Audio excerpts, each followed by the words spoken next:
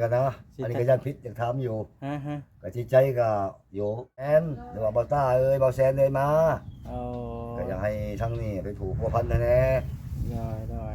ๆอันนี้บ่ที่นอนชาวบนซื้อมาตอนนั้นน่ะเก้าปานนี้หรือบ่เด้นี่เราไปซักเจ้าแข็งแห้งเจ้าบ้างออกไปซักในเด้อศพมันเด้อคนน้อยนอนเกือกเวลาอันนั้นบอกกับสูตรใหม่ได้นี่ฮะบ่คนน้อยเอาถุงยางห้องเป็นหยังคือเอาถุงยางห้องมันบ่มีเบาะมันบ่มีเบาะอืมใส่ไปเบิ่งหน่อยเดี๋ยวจะเอาแบบนี้นอนเลยเอาถุงยางห้องนอนให้ลูกได้โอ้ยมันก็เย็นหลังแล้วน้องตุ๊กหรือผ้ามันเก่าบ่เก่านอนผ้าบ่อันนี้พี่น้องผ้ามันเก่าอย่ามันนองคายเนาะดีเสียถุงยางห้องรอบครอบแล้วกันได้เบาะใหม่ก็คือสิขังเนาะบ่มีซื้อเบาะมุ่งเลยอย่าลืมกดติดตามเพื่อเป็นกำลังใจให้ผมด้วยนะครับทุกคนขอบคุณมากๆครับโดยเปิดภาพเป็นกระหอดมือนัดหมายเตรียมกะเกียมผูกแขนน้องตุ๊กกับน้องลำไยลูกสาวน้องตุ๊กเนาะก่อนอื่นต้องขอกับทักทายสบายดีพี่น้อง FC บัดสุขุสู่คนเด้อพี่น้องเด้อเนาะซึ่งวันนี้เอากาสิเข้ามาถามเรื่องผูกแขนรายละเอียดเพิ่นสิเฮ็ดจังใดแน่พี่น้องเลยได้อาหารการกินแบบใดสู่บ้านเมืองเพิ่นกินหรือว่ามาผูกแล้ว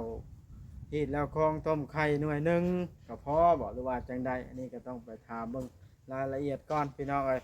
เดี๋ยวเข้ามานี่ก็มาแจ้ง FC เนาะเธอมีผู้หักแพงน้องตุ๊กเธอมีผู้อยากผูกแขนน้องตุ๊กก็ยังมีอยู่พี่น้องเลยเนาะก็ยินดีเป็นสะพานบุญให้เด้อเนาะนั่นก็ได้เนาะแล้วแต่ผู้ที่จิตใจศรัทธาพี่น้องเลยโตแดดลายเข้ามาพี่เข้ามาฮอดกับพอดีว่าบ่าวจ้อยชาแนลเพิ่นออกก่อนพี่น้องเลยบ่ทันเพิ่นบ่าวจ้อยชาแนลมาก่อนว่าซั่นได้ยินน้องตุ๊กว่าเพิ่นพูดไปแล้วจังได๋เอาเป็นว่าเพื่อบ่เป็นการชักช้าเสียเวลาพี่น้องเลยไปพูดคุยไปทักทายสบายดีเพิ่นสักก่อนพี่น้องเนาะไปเด้สักพี่น้องมันก็แดดลายใบไม้ก็ล่นเหลืองลายแล้วพี่น้องเลยยามนี่ร่างกายคนก็ล้าล่อยเมื่อยซาไปเบิดโตบาดเลยสบายดีเด้อสบายดีเลยโอ้อยู่เพื่อนวันนี้เนาะแม่นหากมาบ่อ๋อลูกเต้าเพิ่นไปทางไหนเบิดไปลาไปงานมาแล้วไปแรงมาแล้วเขามาผัวน้องตุ๊กก็ไปแล้วเรือแต่ถ้าเจ้าชองเท่านะว่าง่ายเมื่อเนาะผัวตุ๊กมาแรงนี่แต่เก้าบ่ได้มาบ่นอนอยู่ดงมีบางมื้อก็อิงใส่เวียงงานถ้าว่ามันบ่ได้มามันไกลที่ก็บ่ได้มานอนดงนี่พ่อแม่จะเบิ่งเฒ่าน้ำตุ๊กส่วนผัวน่ะมันว่าบ่ถูกมื้อใดใกล้ก็ได้มามื้อใดไกลก็บ่ได้มาว่ากันนั้นซะมันนี่มื้ออื่นนี่ต้องได้มาได้มามื้อแรกนี่มาเนาะมาแล้วมื้อแรกบ่มาไปแล้วผูกแขนได้กาเกียมเป็นได้ไรอาหารการกินกาเกียมเตรียมยังสิเอาสู่บ้านเมืองให้น้องกินอันนี้ว่าสิน้องหมายเขาว่าอันนี้ก็สุกน้อยลมบ่แห้งแต่เป็นจังผูกก็อิงใส่ว่าลูกเต้าอิงใส่ชีวิตของบ้านเมืองประเพณีว่าถึงว่าจะเป็นได้ก็ตามก็มีแต่เป็ด2ตัวนี่แล้วเป็ด2ตัวไก่ตัวนึงไก่ขวัญเพราะฉะนั้นแล้วอันว่าเบื้องพ่อเบื้องแม่เนาะเบื้องปู่เบื้องย่านั่นเนาะเป็ด2ตัวโดยไก่ขวัญน้อยตัวนึงโดยอันนี้ชื่อแต่ว่าไก่ขวัญบ่ได้กินตัวน่ะเฮ็ดไว้ใส่ผ้าเขาน่ะเนาะเฮ็ดอยู่หลังจากอันนั้นแล้วเฮาก็ซั่วก็มากินก็ได้ไก่ที่กินตัวนึงไก่ขวัญตัวนึงไม่สิเป็น3-4ตัวเนาะเว้านี้ก็เว้าในภายในหน่วยตัวเองอยู่มีอยู่20ปลายหลังคาแต่ก็บ่ได้อันนั้นแหละว่าบ่ได้แพร่หลายคนบ่20ปลาย ในหน่วยเฉพาะในหน่วยพวกเฮาเอง อ๋อ คันเสียนใหญ่เฮ็ดเต้ก็คือว่าแล้วก็บ่มีคือเว้าแล้วแต่เป็นยังเฮ็ดบ่เฮ็ดก็บ่ได้เลือดตกยางออก อยู่ดีมีแห้งแหละ นี่ของบ้านเมืองเด้เนาะ บ้านเมืองเด้อ่า เฮ็ดเอาหลานน้อยแน่ อืมหลานน้อยแล้วตอนหับหลานน้อย เอาดีแล้วครับบ่โผมันบ่เป็นได้เนาะ แม่นแล้วถึงว่ามีหรือบ่มีก็มันได้เฮ็ดนะ แนวมันบ่ง่ายใช่ แน เนาะ วของมัน โอ้เป็นไรอันไอ้น้องพวกอัน YouTube เฮานี่บอกอยู่ว่าแบบว่าเบาจอยเบาเวียง นี่คันว่าลูกเว้าใช่กันนะอันนี้ก็ยันพิษอยากถามอยู่ ฮะ ก็ที่ใจก็โยบ่อยากให้ขาดนั่นแหละเชิญมาร่วมน้อยหลายก็มีอยู่นี่ก็พร้อมพากันนี่แหละลูกเต้าเอ้ยเฮ็ดอะไร อ๋อ กับชวนทีมงานว่าจะที่ลงมานี้ จน งานเบา เออ โดยเราทีมงานที่ไปนำห้องงานห้องหมอเนาะ แม่นหรือว่าบ่ต้าเอ้ยบ่แซนเอ้ยมา โอ้ ก็อยากให้ทั้งนี้ไปผูกพัวพันแน่ โดย เออ เพชรเพิ่นคือเบาเล่าเด้ก็ให้เบา เออยังบอกบ่เล่าอีก อ๋อ เบาเล่าน่ะ บ่ได้ว่าฉันสิให้มา เอาเจ้าอยากบอกใครบอกในคลิปก็ได้ FC สิ โดย เพิ่นเบิ่งเพิ่นเม่นเองกันเนาะเพิ่นว่า เออ เจ้าจะบอกว่าเบาลาวเด้อมาหน่อยเด้อน อกจากทีมงานชุมลูกเนาะที่มานี่แหละก็เบาละเบาอันแสนเบาต้า เออ ไปบัดนั้นเบาเล่า เบาเล่า แต่ว่าชุมลูกนี่บ่เว้าแล้วชุมลูกเนี่ยมักบ่มักก็มันได้มาอยู่แล้วเนาะ ได้ นอกจากอันนี้นะนั่นน่ะดอก เพิ่นมาร่วมมาแล้ว น้อยเป็นได้แต่เศร้าแท้บ่หรือว่าประ อัน มาณ ว่า จัง อี โม ก ง สักอีกของเวนี้เขาเคยผูกกันวาง8 5 9 วาง9 โมงนี่ 8-9โมงเช้าเฮานี่เนาะ แม่น8โมงไปเฮาเริ่มเข้าเลยนะ โอ้ เพราะว่าฤดูนี้ก็เจ้าก็อยากไปตัดอ้อยเขาก็อยากไปตัดอ้อย ใจหมู เรียกงานน่ะนะ อย่างนั้นเพราะว่าบ้านเขาเคยเห็นแบบนี้ ผูกแขนว่าง่ายๆซะผูกแขนออกค้ำนะแม่นนะ ธรรมดาจะเช้านี่เลยเนาะ คันสวยไปมันก็บ่งามเป็นจริงนั่นแหละเราจะให้มัน8 9โมงพอดีงามโอ้ใกล้แล้วเนาะวันพุธมื้ออื่นในวันที่28ได้มื้ออื่นนี่ มัน8ก็มีเช้า9เป็นวันเช้า ครับมื้อนี้27ได้มื้อนี้มื้ออื่นต้อง28ได้ให้ได้มื้อนี้27เนาะ เอ้ามึงนี่วันหยังมื้อนี้ มื้อนี้วันอังคาร การ วันอังคาร พูดได้เบิ่งกันอยู่ไส มื้ออื่นมันก็เป็นที่28 ชาวแปดเนาะแม่นมื้ออื่นนี่มื้อวันพุธมื้ออื่น แม่น พอลงมือลงยามเลย แม่นมื้อ แต่เจ้าแม่นบอกคนวันที่29เพิ่นบอกบ่ได้ได้แม่ บ่แล้ว ไผก็ไล่ จะว่าวันพุธนี่บอกอ่ะ ซุ่มนี่เขาจักไผไล่ว่าวันที่29ก่อน จะไปเพิ่นก็ พอบ่ได้เว้า มานี่บ่ มื้ออื่นนี่มัน29 28จะบ่จักเป็นมื้อวันพุธ ก็แม่นแต่แท้ มื้อแรงไปเว้าคนน่ะมื้อแรงนี่ แม่นแล้ว เออ จักคำมันสิลัดข่อยก็บ่จักมานี่น่ะวันที่27แล้วมื้ออื่นสิเป็น29ก็แล้วแต่แล้วมัน แล้วแต่ปฏิ แล้วเนาะ แล้วแต่ปฏิทินนะ เออ เนาะโอ้น้องตุ๊กเพิ่นอยู่หั่นบ่น้องตุ๊ก แม่น แม่นอยู่หั่นแห ว่า ละ สิไปเยี่ยมยามเพิ่นก่อนซะเนาะ โดย เอ้า มีแต่ มี ว่า แต่ว่าแพ้ไอ้น้องเรียบร้อยแล้วก็แนวนั้นแหละซะเนาะปล่อยกลับมาเนาะ มื้ออื่นเป็นมื้อแม่น โดย นั่นเนาะ คือไม่เว้าแล้วทางเบาเล่าก็อยากให้เพิ่นมาร่วม โดย งานมาบดแล้ว บ่แสนเท่านั้นแหละทางบ้านผู้ เพิ่นของบ่ค้าก็ เป็น อยาก บ่ ให้ ของ มา บ่ ร่ว ค้าม ก็บ่ว่ากัน เพิ่น ชุม มา ลูกชุมเต้านี่เฉพาะชุมนี้แหละแม่นว่า ทั้งเบา บ่ให้ขาดแล้ว เบาลีเบา ไอ้มีครูดาครูตาแล้ว เอาเวียงเนาะ แม่นทีมงานผู้แลนไปของงานทั้งหมอ งานผม แล้วก็แล่นนะ คงหมดคงหมอ เบาเวียงชัยเบาจอย แม่น เบาโอริเบาบอสเนาะไปของหมอจะชี้ทานนี่ประจำกู แม่ มื้อน แม่ ได้มือไปนะ มือไป นะมีแต่ว่าในนั้นแล้วถ้าก่อนสิลงไปเยี่ยมน้องตุ๊กก่อนเด้อเอาอยู่ดีมีแฮงต่อพี่น้องเอาได้มื้อวันนัดหมายกันเอาเป็นว่ามาอื่นพี่น้องแจ้ง FC เด้อถ้า FC ท่านใดอยากผูกแขนผูกคอต่อแขนน้องตุ๊กก็ให้ทางใดเป็นสะพานบุญก็ยินดีมามัดขอต่อแขนให้น้องตุ๊กอยู่ดีมีแฮงกับน้องลำไยอ้าวอุ้มน้อยแทบบาดเลยฮะแต่สบายดีน้องตุ๊กโอ้บังสิให้ FC บังกะครั้งนี่พี่น้องเอ้ยทางเข้าเพิ่น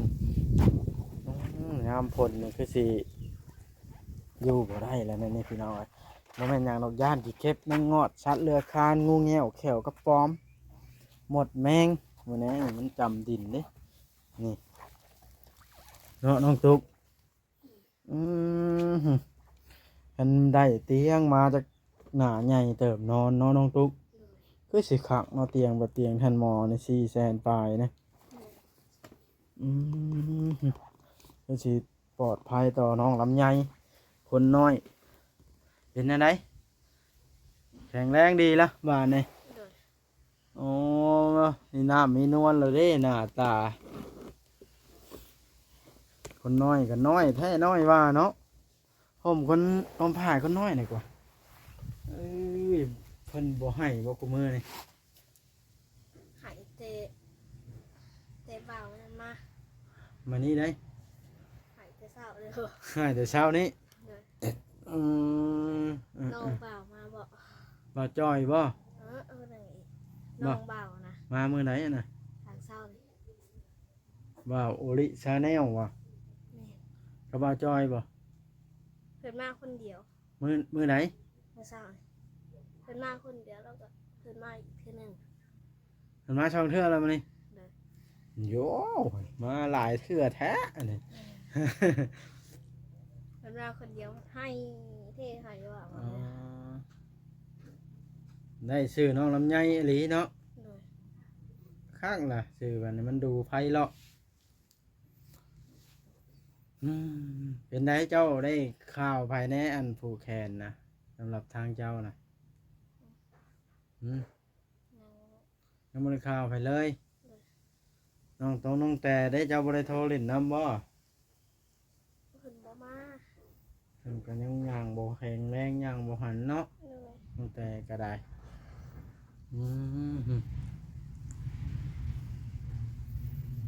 เป็นอะไรหลังคืนเนี่ยพ่อคนน้อยนะนอนอยู่ดงบ่ มา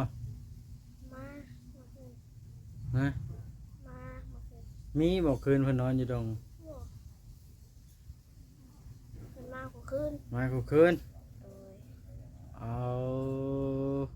เพิ่นเป็นห่วงลูกเพิ่นนี่ แม่นอ่ะ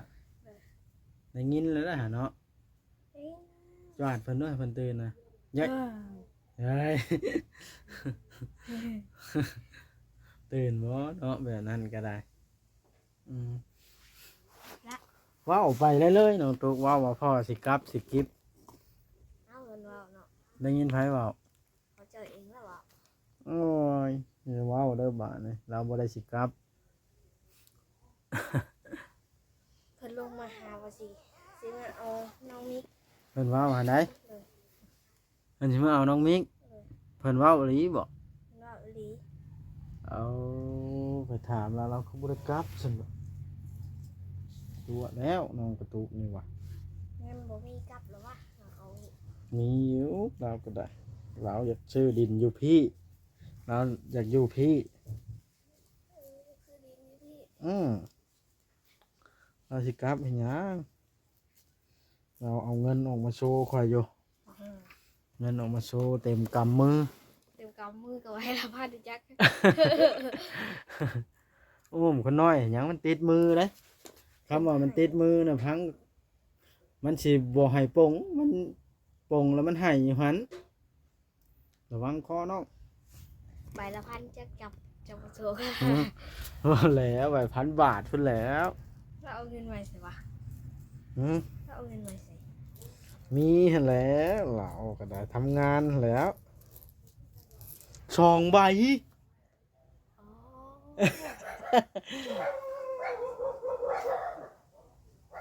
จะมีหลายซ้ำว่าจะเป็นได้ทางอันเมียเบาไล่เพิ่นก็มาลิ้นน้ำอยู่ป่ะ ยังบ่ได้มา ฮะ คนอื่นเพิ่น เป็นได้จังมาอื่นจังมาวานนี่คอยคือเห็นในคลิปว่าเรามา เพิ่นมาเมื่อวาน หืม เพิ่นมาเผา เพิ่นมาเผา เฮาเด้ ผู้ย่าไปใช้จังเห็น ปู่ เมีย ย่า เลย เพิ่นไปส่งเขาลุง เอาแล้วให้เมียเบาไล่มาเผา เลย อยู่น้ำเพิ่น เลย อืมเก่งทั้งน้องกระตุกนี่ เมื่อวานเฮาฮอดจะบ่มือ กินฮอดค่อย โจมา กินฮอดค่อยหยัง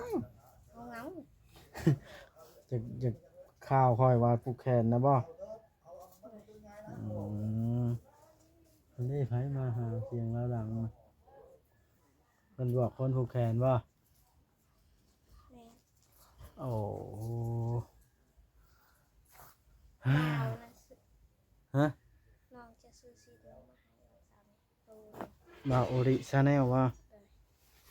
กินแล้วบ่ซั่นน่ะ ยัง เข้ามานี่ได้กินกับหยังมาน่ะ กินกับไก่ กินได้เบิดน้องกระตุกมันก็หันไว้แล้วแบบนี้แล่นได้แล้วแบบนี้เนาะ ยังแดนบ่ได้ปานใด ยังแล่นบ่ได้บันไดถ้าน้องติ๊กน้องมิกได้เพิ่นก็โทรมาวิดีโอคอลอยู่บ่ โอ้ ฮะ โอ้ โทรอยู่ บางเทื่อมันแซ่บบางเทื่อมันบ่ถูก บางเทื่อเพิ่นก็บ่บอกเพิ่นมาผูกแขนนํเจ้าก็ได้ มันจังอันพร้อมหน้าพร้อมตา เงินสิ้นเดือนเฮียนเพิ่นออกเลยเพิ่นสิฝากมาให้ร้านเพิ่น เงินสิ้นเดือนเฮียนก็ได้เงินเดือนบ่เลยนี่ โดย แนวอยากไปเฮียนแท้ แล้วน้องตุ๊ก เพิ่นสิฝากมาผูกแขน น้องติ๊กน้องมิกน่ะบอกว่าหรือน้องติ๊ก เพิ่นสองคน โอ้คนหนึงน้อยๆหนึงชูจักเว้าไปซะ โอ้บอกเก่งก็เก่ง แม่นนะ โดย เพิ่นไปอยู่น้ำอ่าวบ่ นี่ เอา อ้ายของเราบอกค่ะ หึ คือว่าน้องเขาขอให้เราอะน้อง อ้ายของพ่อลาวน่ะมา นี่ โอ้จักเจ้าเคยเมื่ออยู่พุ่นจักเทื่อซะ เฮ้ย บ่เคยเห็นเจ้าเนาะ เขาเคยมาเตะซ้ำน้องมิก อื เขา ม ก็อยากได้เนาะ ฮะ เอามือเตะซ้ำน้องมิก อืมบ่ธรรมดาเด้อน้องตุ๊กนี่บ่ข้าวฮอดอันน้องมิก บอกไปแล้ว ว่าเรียบร้อย เลย ยังบ่ได้ข้าวแต่น้องแต่ บอกไปแล้วนะ อืม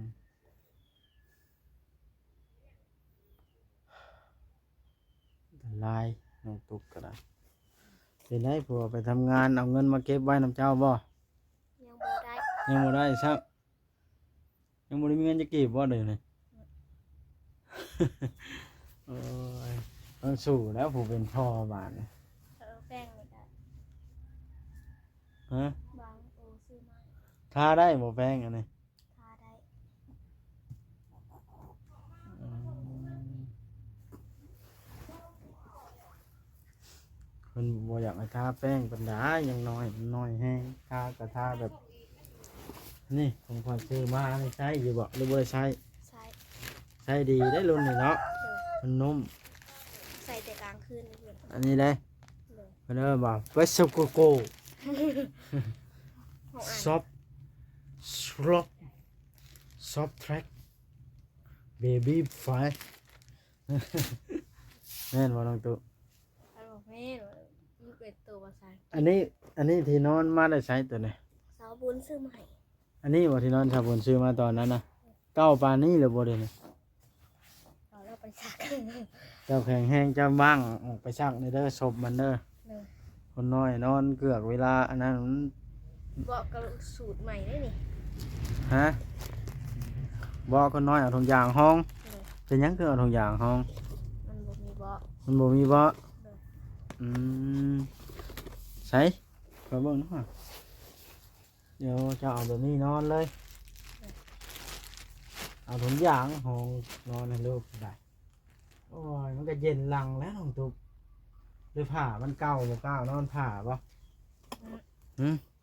อันนี้พี่น้อง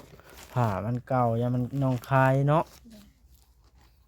ดีเสียถุงยางห้องรอบครอบแล้วกันได้เบาะใหม่ก็คือสิขังเนาะ บ่มีซื้อบอก มุ้งเนี่ยฮะมุ้งขาดเลยบ่ยุ่งบุขาบ่เบิ้งสิลองกลัวเบิ้งนี่ ระวังเด้อห้ามให้มีบอนพิวได้กวกนะยุงเข่าแล้วโอ้ยอันตรายแต่แท้ได้นอนพื้นดินแบบนี้ขอยย่านระวังขี้เข็บแมงงอดเด้อ โดย ค่ำกลางคืนมันเข้ามามันได้สัตว์เลื้อยคลานมันแห้งกระปึ้งอยู่แบบนี้ซ้ำตามแผ่นตามผาไม่กระจาดแบบนี้ขอย่านมันเข้ามาในพื้นย่านเป็นนันแมงงอดจากว่าแมงงอด จัก แมงป่องภาษาไทยเอิ้นเนาะตัวสีทองมันเจ็บได้ไรมันรับอีกแล้วได้หะเนาะนั่งกูได้ขึ้นอย่างเล็กน้อยเลยรับอย่างเดียว ปุ๊บเพิ่นหายปุ๊บแต่4 โมงเมื่อวานเช้าเพิ่นไหนเมื่อวานเช้าแต่4 โมง ให้แต่4 โมงพอ โดย ก็บ่ได้อันรับปลาลูกหรอบ่อย่ารับละ โดย น้องตุ๊กใหญ่ขึ้นได้เดี๋ยวนี้เนาะโตใหญ่แล้วเด้นี่ใหญ่กว่าเก่าแล้ว ใหญ่แล้วก็สูง สูงบ่เดี๋ยวนี้ โดย เจ้าคิดว่าเจะสูงบ่ โดย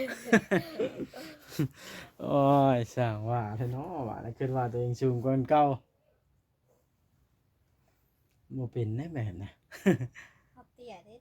ตอนน่ะ ตอนว่างหนึงนะ โดย เดี๋ยวนี้นั้นใหญ่แล้วเดี๋ยวนี้เนาะ เขาย่างไปใส่เกือบบ่ได้ เดี๋ยวนี้เป็นชาวแล้วเดี๋ยวนี้เนาะ